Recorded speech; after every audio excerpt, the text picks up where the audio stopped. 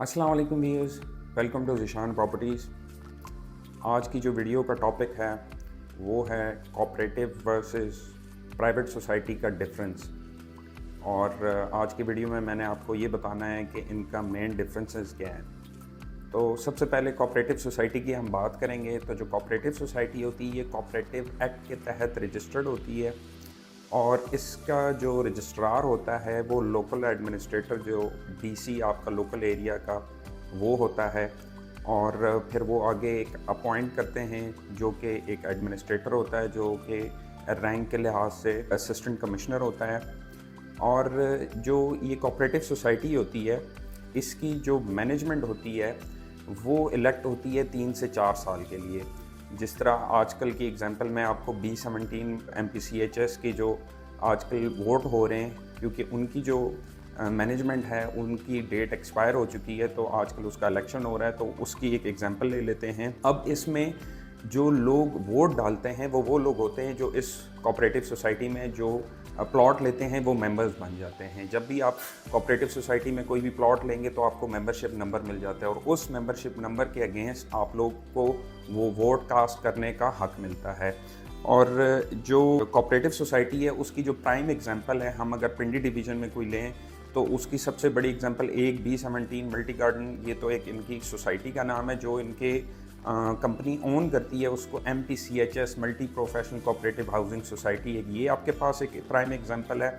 और इसके अलावा आपके पास गुलबर्ग जो कि IBECHS intelligence bureau employees cooperative housing society, वो भी एक कोऑपरेटिव सोसाइटी है। और जो कोऑपरेटिव सोसाइटी होती है इसमें जो इसकी मैनेजमेंट होती है उसकी हायरार्की कुछ ऐसे होती है कि सबसे पहले इसमें प्रेसिडेंट होता है, फिर उसके बाद वाइस प्रेसिडेंट होता है, फिर उसके बाद जनरल सेक्रेटरी, और उसके बाद फाइनेंस सेक्रेटरी, और इसके बाद इंफॉर्मेशन सेक्रेटरी, और फिर इसके बोर्ड के एग्जीक्यूटिव मेंबर्स होते हैं जो कि इलेक्शंस के थ्रू वोट के ज़रिए इनको इलेक्ट किया जाता है।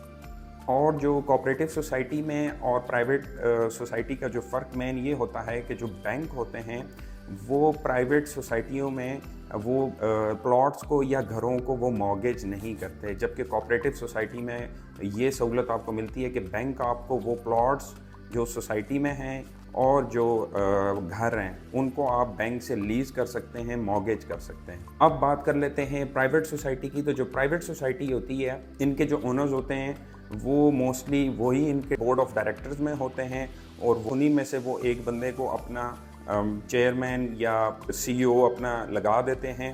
और इसमें जो प्राइवेट सोसाइटी होती है इसमें कोई इलेक्शंस वगैरह नहीं होते। जो एक दफ़ा कंपनी इसकी इस्टेब्लिश हो जाए और जो ओनर्स होते हैं वो फॉरएवर रहते हैं, अनटिल एंड अनलेस वो जो ओनर्स होते हैं वो किसी को अपने शेयर्स अगर वो ट्रांसफ़र करते हैं, और मोस्ट प्रोबेबली हमने यही देखा है कि वो अपने रिश्तेदारों को या औलाद को वो जो शेयर्स होते हैं या वो बोर्ड ऑफ डायरेक्टर्स में अपनी औलाद को या कोई भी रिलेटिव है उन्हीं को डालते हैं। और जो अगर प्राइवेट सोसाइटीज़ की हम अगर एग्जांपल्स की बात करें तो इसकी जो प्राइम एग्जांपल है वो पिंडी डिवीजन में आपको बैरिया टाउन की सूरत में मिलती है।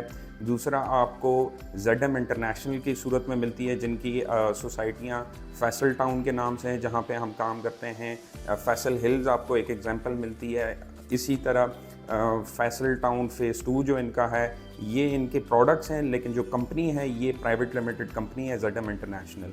और अगर हम समराइज़ करें बात को तो आप ये समझ लें कि जो कोऑपरेटिव सोसाइटी होती है उसका एक डेमोक्रेटिक एक सिस्टम होता है, क्योंकि उसमें वो जो बॉडी होती है वो कोई अंदाज़न 3 से 4 साल बाद उसको री इलेक्ट करना होता है, क्योंकि वो एक्सपायर हो जाती है, ये उसका टाइम टेन्योर होता है। जबकि प्राइवेट जो सोसाइटी होती है उसकी आप example as a monarch system ले सकते हैं कि वो फॉरएवर वही रहते हैं जो उनके बोर्ड ऑफ डायरेक्टर्स होते हैं।